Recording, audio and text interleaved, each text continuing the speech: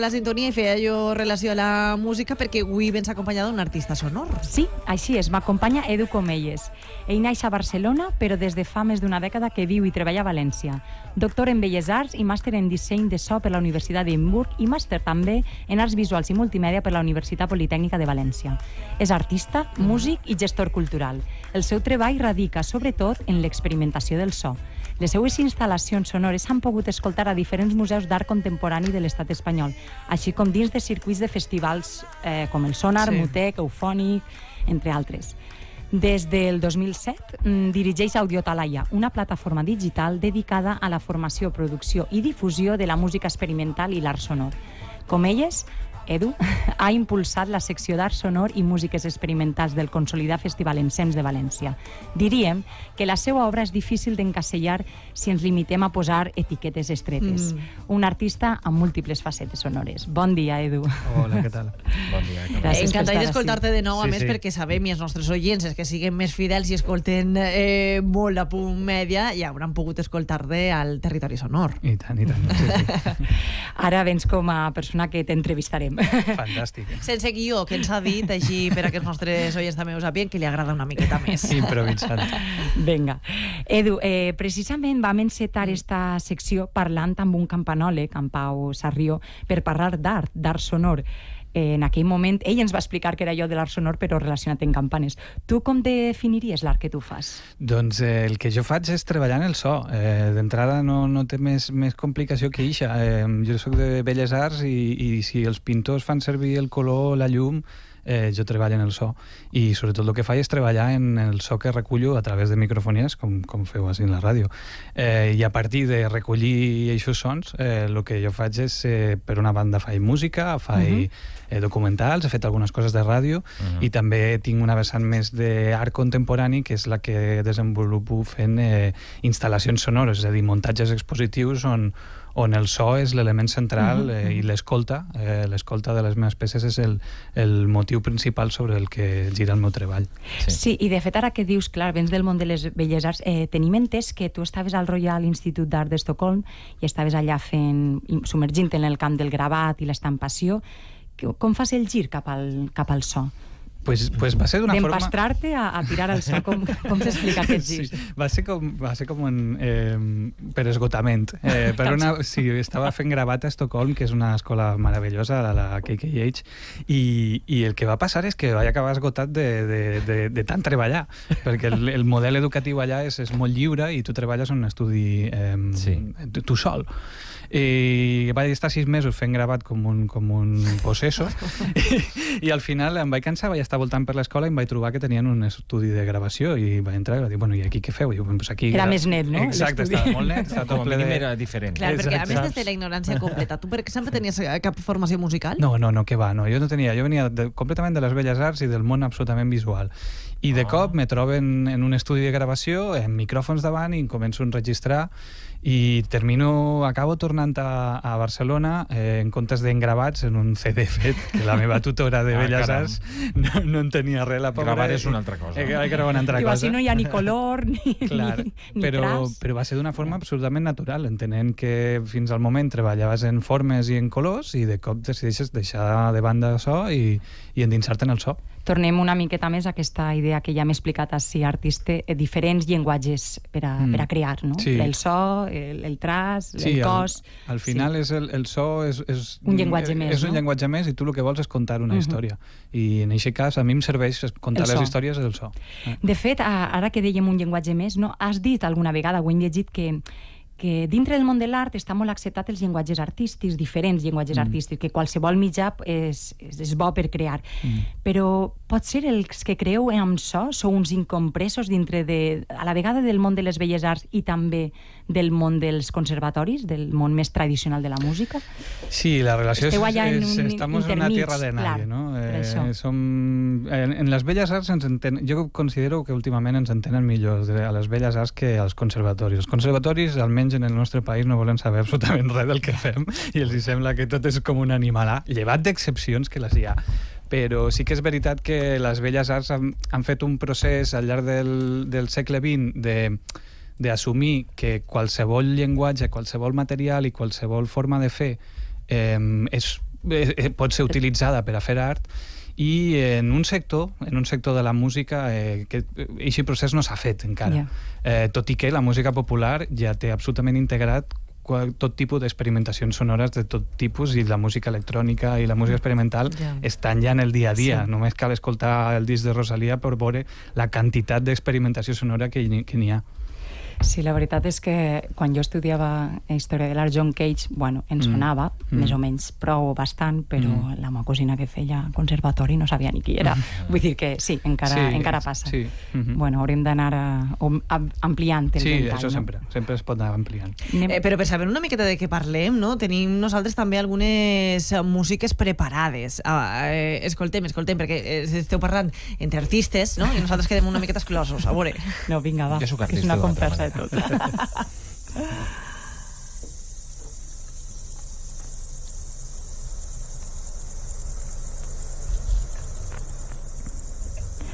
El que estem escoltant no és que la sintonia està fallant, estem escoltant Prou Prat, la instal·lació sonora que està exposada fins al 8 de setembre a la Laboral de Gijón.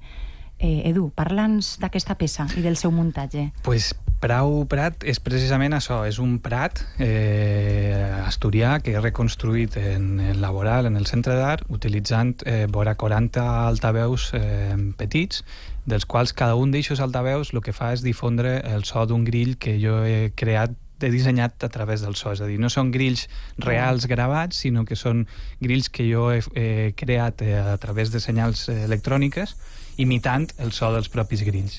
I el que tu te trobes quan escoltes la instal·lació en el lloc és que estàs immers en un paisatge sonor que és real, però alhora si ens apropem als altaveus ens donem compte que hi ha alguna que falla i que no quadra, que no termina de funcionar bé. I és totes aquestes senyals electròniques que es van combinant de forma aleatòria i formant un paisatge que el podem reconèixer, però té aquest punt diferent. I hem parlat de com us valoreu des del món de l'art i fins i tot també dels conservatoris, però i el públic, per exemple? Jo el pregunto pel públic que va gaudir d'aquestes instal·lacions, què troben en aquestes experiències sonores? Si de vegades cal que expliqueu molt bé, per exemple, determinat tipus d'art més vanguardista o més abstracte, amb aquest tipus d'instal·lacions també és necessari?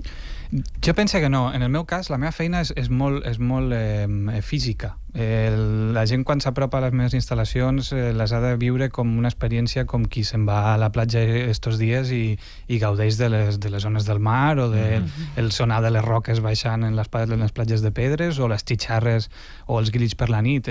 Per a mi i per tota una sèrie de gent que ens dediquem a això, escoltar aquests sons equival a escoltar música en Spotify.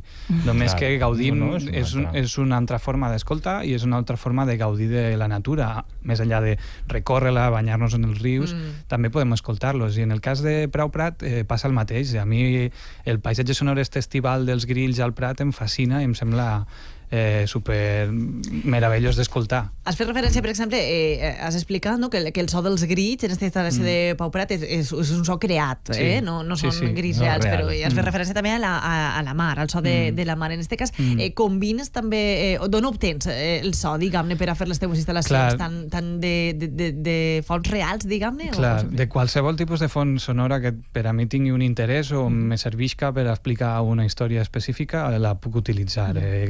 Registro, efectivament, sons del mar, sons de la natura, sons humans, sons tradicionals, sons culturals, qualsevol tipus de sonoritat. A mi últimament m'interessen els sons formats per un fum de veus, no? Una situació sonora en la que hi ha moltes coses diferents, com en els grills de Prou Prat, que són 40 altaveuets parlant alhora i a diferents, sense estar sincronitzats. I m'interessen aquest tipus de sons. Però pràcticament des d'una aixeta baixant aigua, els plats de la cuina, qualsevol objecte és susceptible de convertir-se en música. El teu treball no únicament és crear peces sonores, com ara ens estan explicant, sinó que també tens una vessant d'agent dinamitzador i també d'una vessant educativa. Vull dir, m'imagino que és aquesta idea, no?, de fer apropar l'art sonora a la gent. En esta tasca pedagògica en la que tu també estàs implicat, hi ha un Summer Camp que fa unes 5 edicions que fas. Explica'ns això del Summer Camp, que és reunir-se la gent s'apunta... El Summer Camp és una idea que ens va ocórrer fa 6 o 7 anyets i al final l'hem pogut fer possible i ja està sent un èxit cada estiu. És una trobada d'artistes internacionals que cada estiu selecciona 15 participants. Vosaltres seleccioneu? Sí, l'organització que és Audiotalaia, que és des d'on ho llanço, i el que fa és reunir a 15 persones durant 9 dies en una casa rural, en aquest cas ha estat en Catalunya, en el Montseny, i aquest any hem fet una segona tanda, per així dir-ho, a Navarra, uns altres 9 dies i 15 participants més. Se seleccionen internacionalment, venen de prop de 10 països diferents cada edició. Ja anem per la 5a edició i el que fem bàsicament és generar un espai de treball col·laboratiu i centrat en el so. Entonces, tots aquests artistes que són tant músics, artistes sonors, artistes visuals, fotògrafs, antropòlegs, arquitectes inclús, el que fan és durant tots aquests dies és treballar de forma col·laborativa en tot un seguit d'activitats i generant peces i obres d'art a partir del so que troben al voltant d'estes cases on ens allotgem, que estan en plena natura. I al final dels 9 dies el que es fa és una presentació pública en la que es convida a la gent de la Contornar a participar d'un concert i una exposició que fem enmig del bosc, en molts casos, i la veritat és que és un èxit perquè any rere any, a pesar del que fem és prou estrany, cada vegada més públic, cada vegada hi ha més interès i la veritat és que és un èxit fantàstic i una experiència que i també acabar en el format d'obrir-ho a la gent dels voltants d'aquells pobles també és interessant, no? Per difondre la tasca. Exacte, i a sobre que la reacció del públic, que no és un públic entès, és meravellosa perquè precisament parla el que dèiem abans, és una cosa d'emocions i de bellesa visual, quasi, de disfrutar del so i compartir-lo. Disfrutem una miqueta també més del so perquè tenim un altre àudio preparat.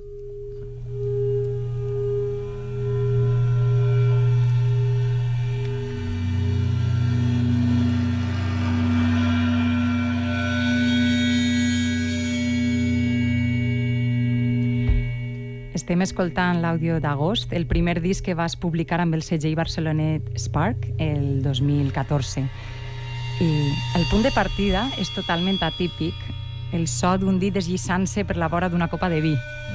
Això és el so? Sí? Sí. No t'havia identificat jo, clarament, Mira, una qüestió. Tu jugues una miqueta amb l'hipotètic espectador o espectadora d'estos paisatges sonors a que identifique com s'ha construït aquest paisatge? Sí, en el meu cas, sí. A mi m'agrada que la gent sàpiga d'on ve el so que jo genero.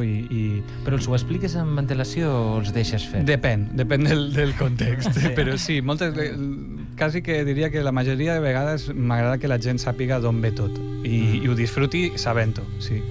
I en aquest cas, en especial, amb la copa de vi, és perquè tot el disc en si està fet amb la mateixa gradació. Per tant, queda clar. És que pareix que intervinguen més coses. Sí, en esta peça he de dir que hi ha la intervenció d'un gran percussionista que viu així en València, que és Avelino Saavedra, que toca damunt del material electrònic que jo he preparat amb la copa de vi.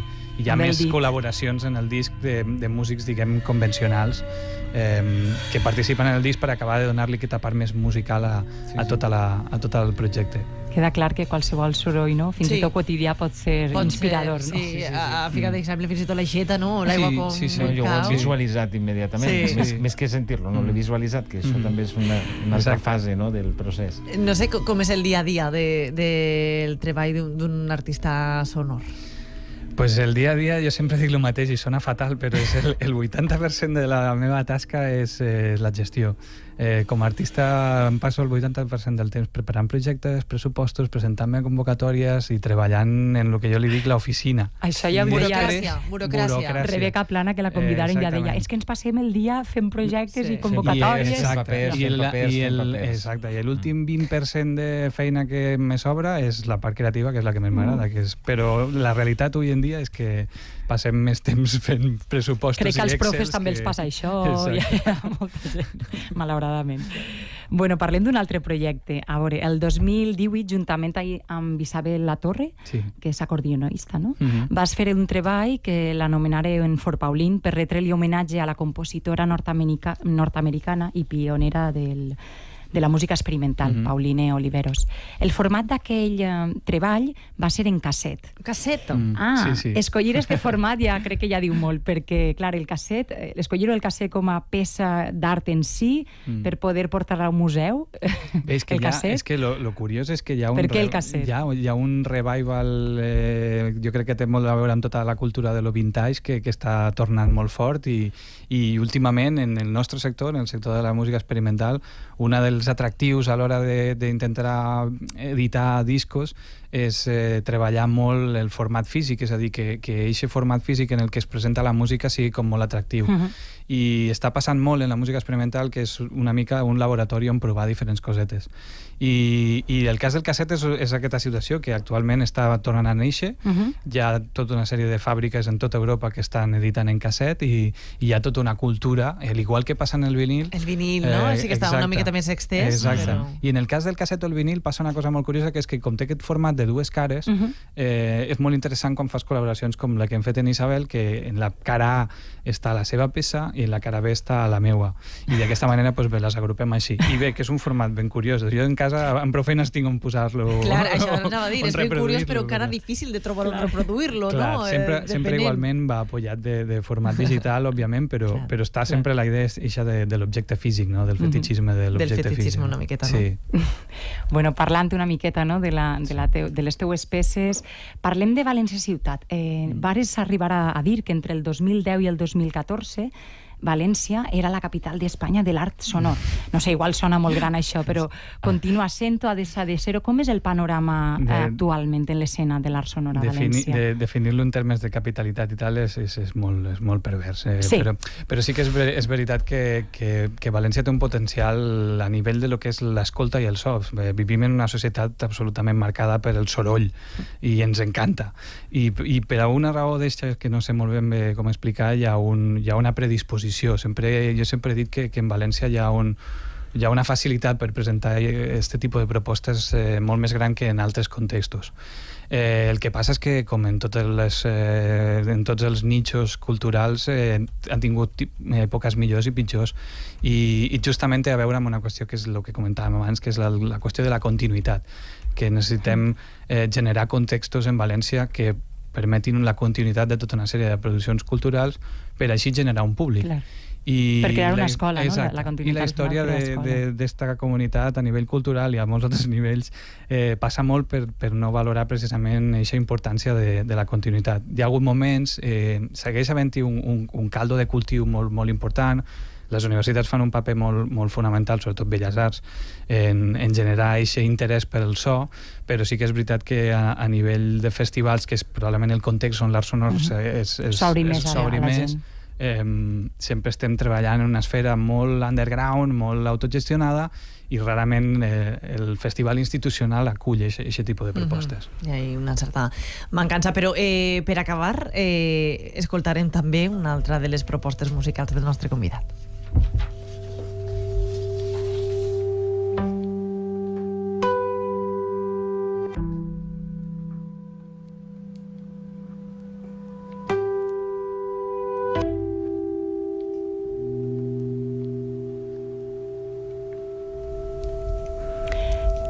Estem escoltant un tema que és falguera, es diu Pteridium Aquilinium, un dels temes de primícia total del duo que presentes amb el contrabaixista Rafa Ramos.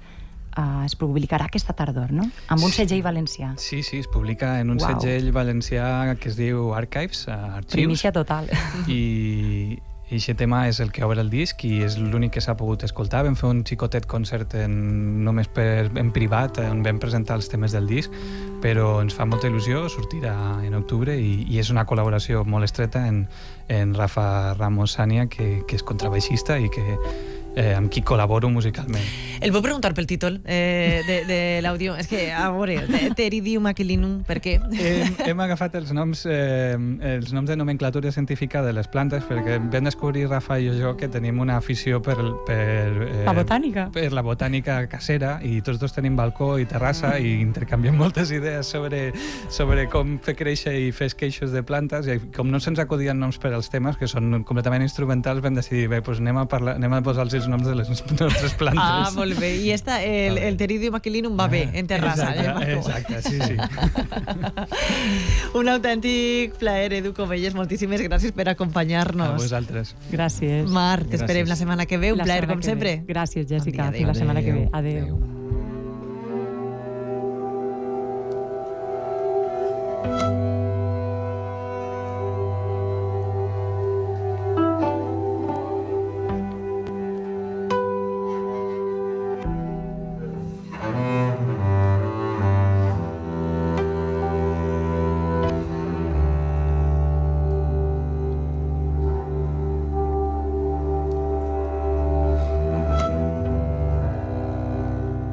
En la ràdio d'Apunt estem